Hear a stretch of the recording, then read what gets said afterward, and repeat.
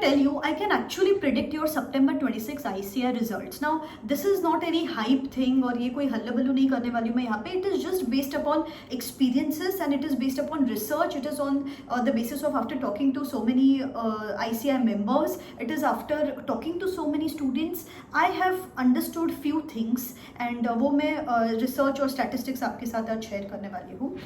एक prediction meter जो आपको कितने score मिल सकते हैं अपकमिंग अटेम्प्ट में उसके बारे में अपन बात करने वाले हैं. सबसे पहले बेटा, अभी पढ़ाई तो सब लोग कर रहे हैं. अभी ना लास्ट के 20 डेज में students are divided into 3 buckets.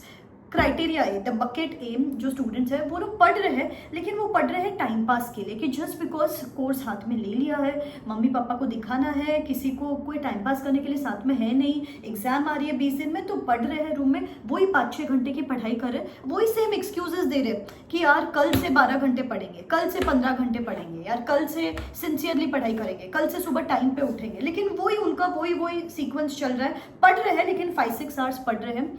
I am telling you, these are the students who are going to get anywhere marks around 90 to 110, क्योंकि पढ़ाई तो कर रहे हैं ना 5-6 घंटा. मिलेंगे मार्क्स 90 to 110 के बीच में मिलेंगे marks.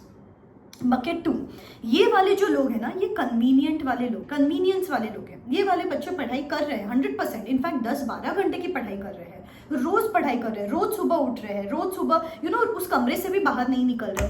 But these are the students who are seeking convenience. मतलब क्या, उनको पता है कि उनका अमालगमेशन चैप्टर वीक है, लेकिन वो लोग क्या कर रहे हैं, अकाउंट्स को टाइम दे रहे हैं, जी जान लगा रहे हैं अकाउंट्स में, लेकिन अमालगमेशन को इग्नोर कर रहे हैं. वापस वो ही गलती. ये लोग क्या कर रहे हैं, बायबैक किया था लास्ट टाइम पे भी, आता है उनको बायबैक, तो भी सेम बायबैक को 5-6 घंटा देंगे. अननेसेसरी डोंकी वर्क हो गया ना. 5-6 घंटा उसमें डालने से बेटर है अमालगमेशन का कुछ देख लो. लेकिन नहीं, जो आता है वही बार बार करेंगे एंड इस वजह से एग्जामिनेशन में जाके वो परफॉर्म नहीं कर पाएंगे अमालगमेशन का क्वेश्चन. उनको पता है यार कि मेरा यहाँ पे स्पीड इशू है, लेकिन कहीं ना कहीं वो लोग पेपर अवॉइड कर रहे हैं, क्योंकि उनको पता है यार मैं पेपर देने जाऊंगी तो डर लगेगा तो मार्क्स कम मिलेंगे तो कॉन्फिडेंस लूज आउट हो जाएगा. लेकिन वो पढ़ रहे हैं. ऐसा नहीं है कि पेपर नहीं दे रहे तो टाइम पास कर रहे हैं. पेपर देने की जगह पे वो लोग पढ़ाई करते जा रहे हैं, वही चैप्टर्स इग्नोर कर रहे हैं, वही सेम मिस्टेक्स इग्नोर कर रहे हैं. तो in spite of studying for regular basis 10 to 12 hours, it is because of these gaps of theirs which they have been committing multiple times, and the same mistakes which they have been committing multiple times,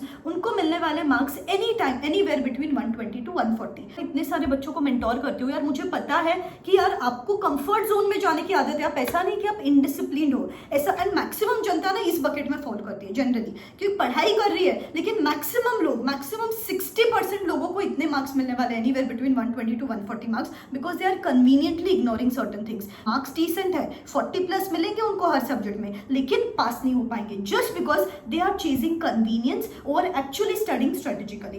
and the last bucket of students is जो sincere है, जो intensity के साथ पढ़ाई कर रहे हैं, जो वो टाइमर ही नहीं देख रहे हैं. उनको नहीं चाहिए कि मैं 12 घंटे पढ़ाई करूं, वो लोग 15-16 घंटे पागलों की तरह पढ़ाई कर रहे हैं. They are walking that extra mile कि यार नहीं एमसीक्यू की भी प्रैक्टिस करनी है, नहीं मुझे सजेस्टेड आंसर भी देखने हैं, नहीं मुझे मेरी सर्टिफाइड कॉपी का भी एनालिसिस देखना है, नहीं मुझे शायद लगता है कि मेरा यहाँ पे प्रेजेंटेशन प्रॉब्लम है, I need to work upon this presentation, मुझे लगता है कि यहाँ पे मुझे चीजें याद नहीं रहती, I am going to work upon this, मुझे लगता है कि मुझे टैक्स का क्वेश्चन नंबर 1 सॉल्व करते नहीं आता है, मुझे I have to work upon this, मुझे लगता है कि मुझे ऑडिट ऑफ डिफरेंट एंटिटीज नहीं आता है, उसको मुझे रेगुलर 1 घंटा देना है. These are the people who are actual serious. These are the people जो इंटेंसिटी के साथ और स्ट्रेटेजिकली पढ़ाई कर रहे हैं to pass the examinations, not just to sit in the room and खुद को कन्विंस करना कि मैं पढ़ाई कर रही हूँ. These are the ones who are going to get those 150, 160, 180, 200 marks.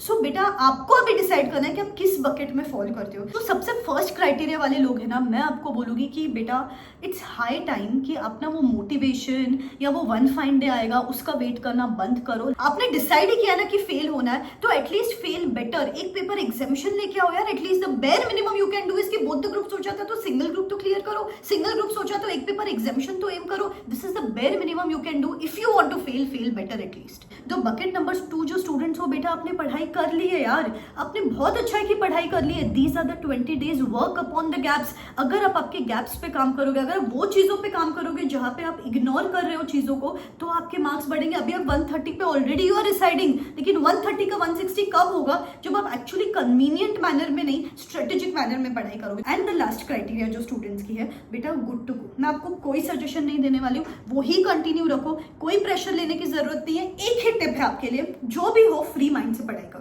Careless नहीं बनना है, केयर फ्री बनो, बिकॉज इसके आगे आपकी पढ़ाई तो हो चुकी है, स्ट्रैटेजी भी सही है, लेकिन माइंड में अगर ओवर थिंकिंग होगी, अननेसेसरी सेल्फ डाउट करोगे, तो जो बनी बनाई पढ़ाई है ना, उस पर आप पानी फेर दोगे। तो प्लीज केयर फ्री तरीके से पढ़ाई करो, बिंदास होकर पढ़ाई करो, 100% we can clear the upcoming examinations. ठीक है, कम टाइम बचा है, लेकिन बहुत क्रूशियल टाइम बचा है, we can still change our results. Let's go for it. All the very best, bye bye, take care.